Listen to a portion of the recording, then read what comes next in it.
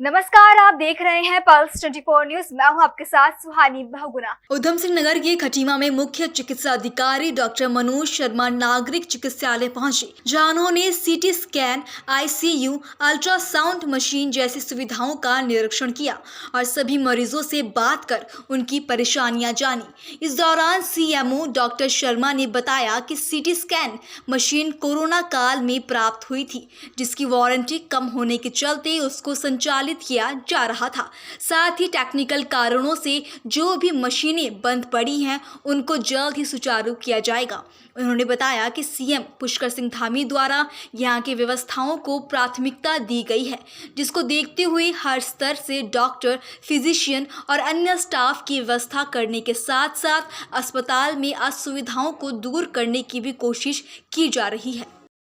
देखिए कुछ मेरे संज्ञान में चीज़ें आई थी यहाँ पे। कल माननीय विधायक भी जो है यहाँ पे खटीमा के श्री काफी जी, वो भी यहाँ पर आए थे कुछ समस्याओं को लेकर के। उनके द्वारा अभी जो है थोड़ा सा आक्रोश जाहिर किया गया था, तो सब चीज़ें मेरे संज्ञान में आई, तो मैं आज उधर सुनिरीक्षण के लिए यहाँ पे आया हूँ। और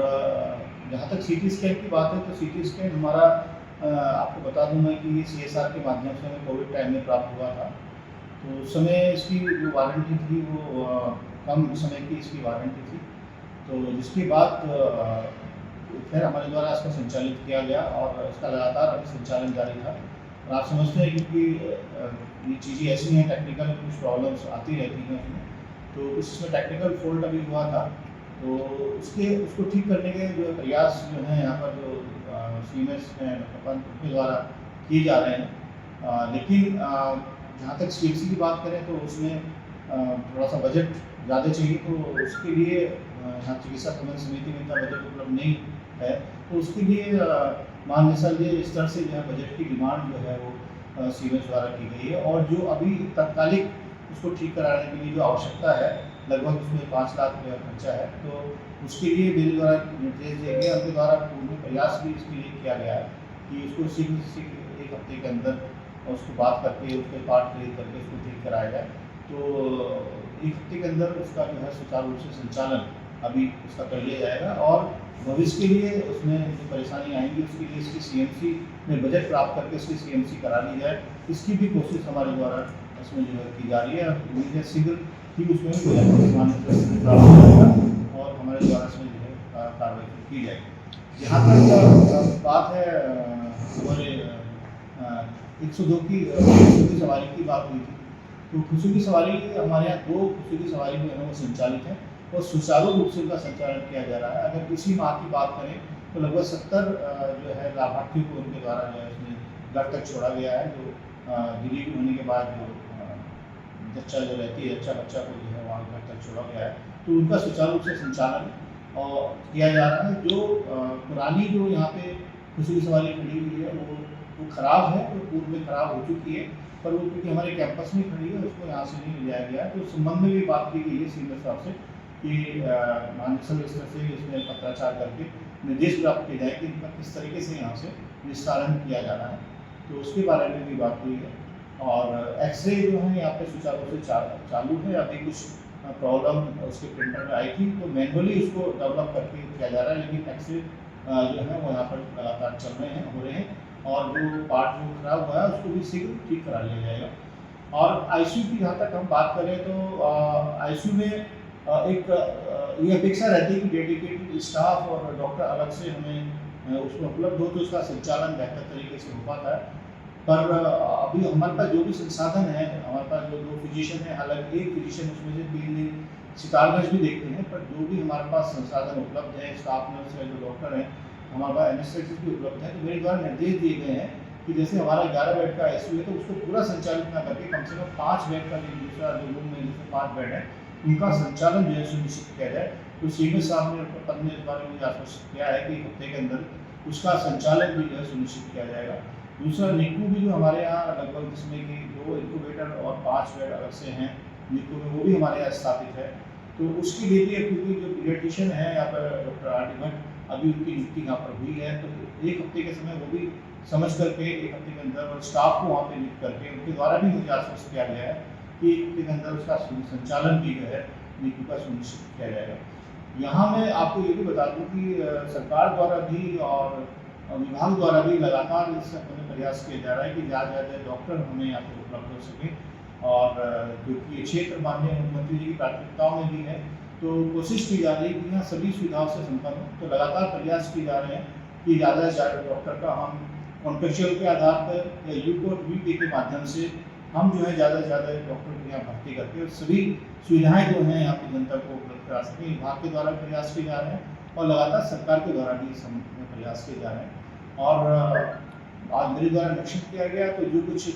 कमियाँ माननीय विधायक के द्वारा या जो बताई गई थी, जो अपेक्षाएं के द्वारा जाहिर की गई थी, तो मैं बिल्कुल विश्वास दिलाता हूँ कि जहाँ तक संभव होगा हम जो है उनको पूरा करने का प्रयास करेंगे और जो चीज़ें हमारे स्तर से संभव नहीं है उनके लिए हम आगे अपने माननीय स्तर से, शासन स्तर से उनकी डिमांड भी करेंगे और कोशिश करेंगे कि शीघ्र से शीघ्र वो सभी सेवाएं जो यहाँ जनता को उपलब्ध होनी चाहिए वो सेवाएं यहाँ पर उपलब्ध हो जाए। जो ICU एंड CT स्कैन में हमारे पास जो एक्सरे है, CT स्कैन है, 2 टेक्नीशियन यहाँ पर हैं जो कि वही CT स्कैन करते हैं और एक्सरे भी उनके द्वारा किया जाता है और रिपोर्टिंग हमारी टेलीलॉजी के माध्यम से बाहर से इसकी रिपोर्टिंग कराई जाती है। तो उसमें कोई दिक्कत नहीं है, लेकिन हमारे प्रयास जारी है कि हमें और मानव संसाधन उसको उपलब्ध हो। तो जैसे ही हमें मानव संसाधन उपलब्ध होगा तो यहाँ पे भी उसकी उपलब्धता जो है वो बनाई जाएगी इसकी। और बाकी अल्ट्रासाउंड यहाँ पे डॉक्टर साहब जो सीएमएस साहब हैं और डॉक्टर पंत वो खुद ही यहाँ पे 3 दिन अल्ट्रासाउंड लिया करते हैं और 3 दिन वो चितारगंज भी देते हैं। तो सीएमएस का कार्यभार देखने के साथ साथ वो इस कार्य को भी बड़ी पूरी दक्षता के साथ में कर रहे हैं और कहीं कोई इस तरह की शिकायत प्राप्त नहीं हो रही है। तो वो पूरी जनता की अपेक्षा के अनुरूप जो है उसमें कार्य कर रहे हैं और